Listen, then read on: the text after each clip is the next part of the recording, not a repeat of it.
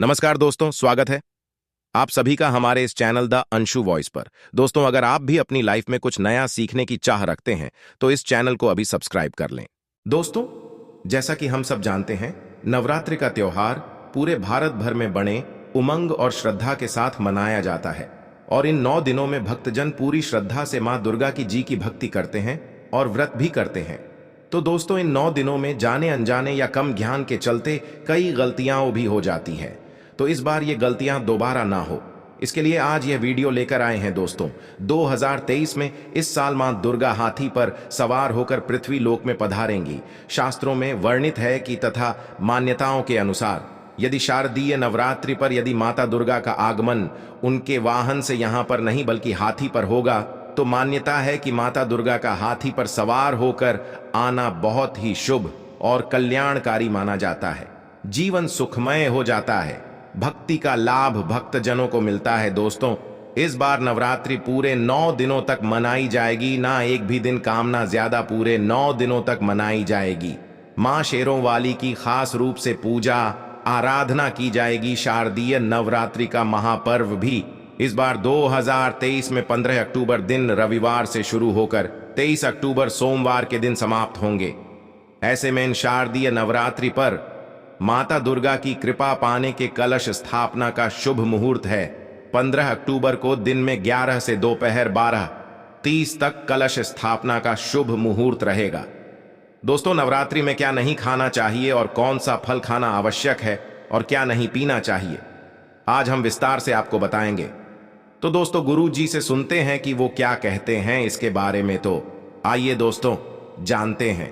दोस्तों, शास्त्रों के अनुसार बताए गए भारत में किसी भी प्रकार की छोटी से छोटी पूजा आराधना क्यों ना हो, उनसे जुड़े पालन का नियम करना अति आवश्यक माना जाता है, क्योंकि जो मन के मुताबिक किया जाए वो संघर्ष नहीं कहलाता। और कहा जाता है कि मनोकामना को पूर्ण करने के लिए थोड़ा सा संघर्ष यानी कि तपस्या तो करनी ही पड़ती है।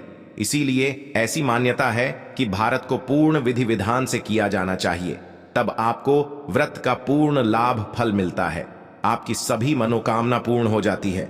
इसीलिए हर शास्त्र यही कहता है कि सच्चे दिल से यदि आपके मन में ईश्वर के प्रति श्रद्धा हो तो बिन पूजा पाठ के ही सारा फल मिल जाता है।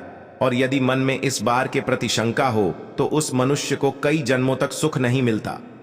भागवत गीता में भगवान श्री कृष्ण ने स्वयं कहा था, जो मनुष्य सच्चे हृदय से ईश्वर को पुकारता है तो उसका नाता उस शक्ति से जुड़ जाता है, जैसे आपने सच्चे हृदय से पुकारा था। इसीलिए भगवान भी कहते हैं कि सच्चे हृदय से ही ईश्वर को पुकारें तो वो आपकी हर मनोकामना पूर्ण करते हैं। कई लोग ऐसे हैं जो भगवान के सामने घंटों पूजा पाठ करते हैं तथा रोते हैं, फिर भी भगवान उनकी कमी नहीं सुनता। दरअसल जब आप सच्चे मन से ईश्वर को पुकारते ही नहीं हैं तो भला वो आपकी पुकार कैसे सुनेंगे। दोस्तों, ये तो थी वो बातें जो भक्त और भगवान के बीच की है। अब हम जानते हैं नवरात्रों के दौरान क्या नहीं खाना चाहिए और क्या पीना चाहिए और कौन सा फल खाने से व्रत संपूर्ण और सफल हो जाता है। दोस्तों, हमारे चैनल को सब्सक्राइब अवश्य करें और इस बेल आइकन को दबाना ना भूलें। तो आइए शुरू करते। दोस्तों, नवरात्रि के दिन से अवश्य खाना चाहिए। शास्त्रों में बताया जाता है कि भगवान के भोग में सेब आदि अवश्य अर्पित किया जाता है। यदि आपका व्रत है तो आपको सेब अवश्य खाना चाहिए। केला, पपीता, तरबूज और मीठे अंगूर अवश्य खाना। इन फलों से व्रतधारी को शक्ति मिलती है और व्रत संपूर्ण हो जाता है।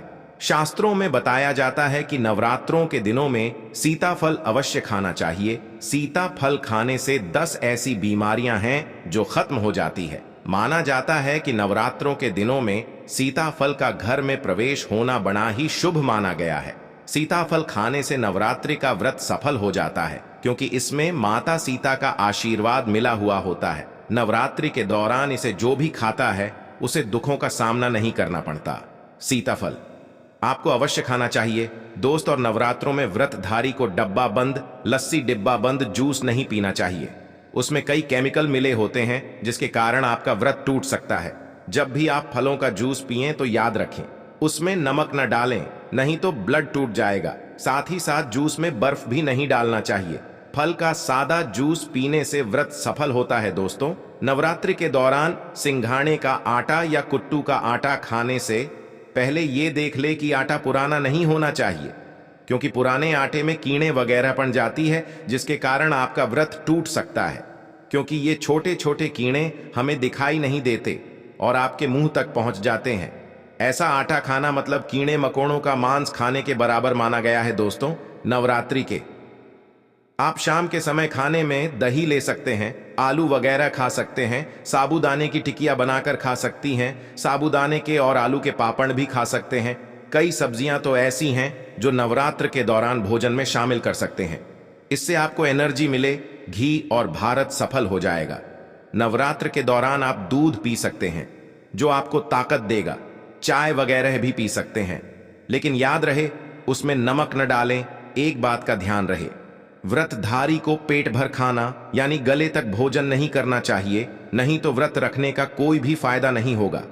थोड़ा थोड़ा खा सकती है। दोस्तों, नवरात्रि के 9 दिन आदि शक्ति मां दुर्गा को समर्पित होते हैं।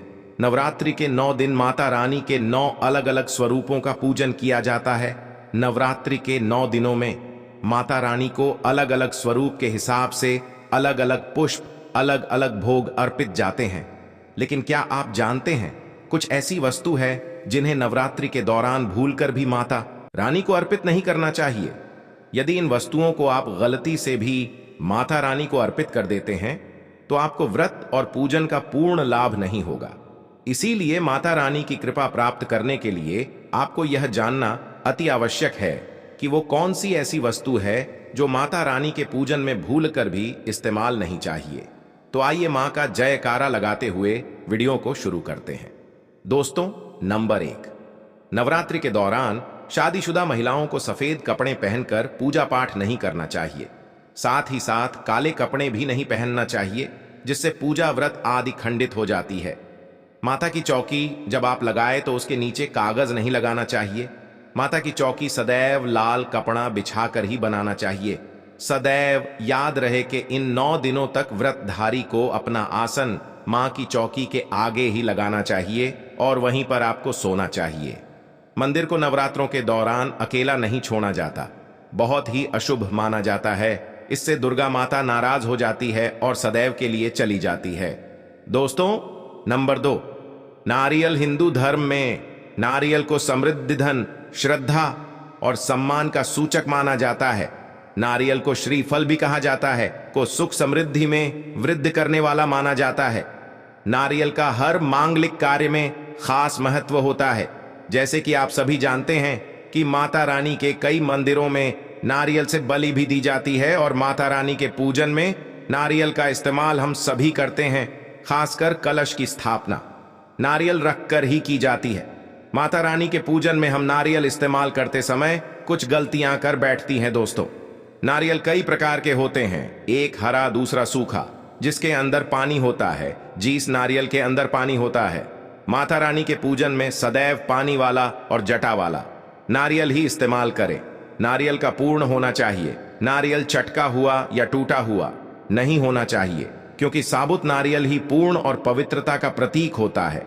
साबुत नारियल ही सुख समृद्धि का प्रतीक होता है। साबुत नारियल को ही श्रीफल यानी कि मां लक्ष्मी का फल कहा है। नवरात्रि में माता रानी के कलश की स्थापना करते समय जटा वाला यानी पानी वाला नारियल ही कलश पर स्थापित करना चाहिए। साथ ही ये ध्यान रखना चाहिए कि नारियल को सदैव कलश के ऊपर लेटाकर रखना चाहिए। घट स्थापना करते समय कभी भी नारियल को खड़ा करके नहीं रखा जाता। नारियल को सदैव लिटाकर कलश के ऊपर रखा जाता है। साथ ही नारियल को स्थापित करने से पहले आप नारियल को लाल कपड़े में लपेटकर उस पर और फिर चुनरी उड़ाकर आप नारियल को कलश के ऊपर स्थापित करें।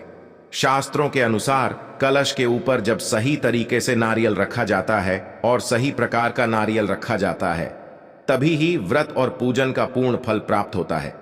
यह भी ध्यान रहे कि महिलाएं माता रानी को नारियल अर्पित तो कर सकती है, लेकिन कभी भी माता रानी के सामने नारियल को भूल कर भी ना तोड़ें, क्योंकि नारियल बीज रूप होता है और स्त्रियां बीज रूप से ही शिशु को जन्म देती है। इसीलिए कभी भी महिलाओं को नारियल नहीं तोड़ना चाहिए। दोस्तों, नंबर 3, लौंग। हम सभी माता रानी के पूजन में इस्तेमाल करते हैं। लेकिन लौंग का इस्तेमाल करते समय एक बहुत बड़ी गलती कर बैठते हैं। सदैव ध्यान रखना चाहिए कि माता रानी को सदैव फूल वाली लौंग ही अर्पित करना चाहिए। जीन्स लौंग के ऊपर फूल नहीं होता या फिर जीन्स लौंग के पीछे लकड़ी की डंडी नहीं होती, उसको आप माता रानी के पूजन में भूल भी इस्तेमाल ना करें। फूल वाले लोगों को ही पूर्ण माना जाता है और माता रानी के पूजन में कोई भी अपूर्ण वस्तु, कोई भी खराब वस्तु या टूटे हुए अक्षत इस्तेमाल नहीं करना चाहिए। इसीलिए सदैव माता रानी के पूजन में फूल वाली लौंग का ही इस्तेमाल करें। दोस्तों, नंबर 4, तुलसी के पत्ते अर्पित नहीं करने चाहिए मां दुर्गा के पूजन में। तुलसी पत्र का इस्तेमाल करना वर्जित माना जाता है। तुलसी पत्र के अलावा आंवला भी माता रानी को नहीं करना चाहिए और दूर्वा भी माता रानी को अर्पित नहीं करना चाहिए। दूर आबा भगवान श्री गणेश को अति प्रिय है। नवरात्रि में आप भगवान गणेश को दूर्वा अर्पित कर सकते हैं। भगवान विष्णु जी को तुलसी के पत्ते अवश्य अर्पित कर सकते हैं, लेकिन माता रानी को भूल कर भी तुलसी के पत्ते या दूर्वा अर्पित ना करें। माता रानी को सफेद फूल भी अर्पित न करें। माता रानी को सदैव लाल रंग के फूल अर्पित करने चाहिए। लाल रंग फूल माता रानी को अति प्रिय है। खासकर माता को गुड़हल और कमल के फूल अति प्रिय है। शास्त्रों में बताया जाता है कि घर में माता रानी की 2 या 3 मूर्तियां या फोटो नहीं होने चाहिए। इस बात का भी आप खास ध्यान रखें कि माता रानी के पूजन में कोई भी खंडित चीज इस्तेमाल ना करें। खंडित चीज जैसे कि चटका हुआ या टूटा हुआ दीपक या फिर अटका हुआ कोई बर्तन। साथ ही ये भी ध्यान रहे कि लोहे के और प्लास्टिक के बर्तन माता रानी के पूजन में इस्तेमाल ना करें, क्योंकि प्लास्टिक के चाइनीज बर्तन हड्डियों के पाउडर से मिलकर बनते हैं। ऐसा ना करें। कैसे बर्तनों को माता रानी के पूजन से सदैव दूर रखें।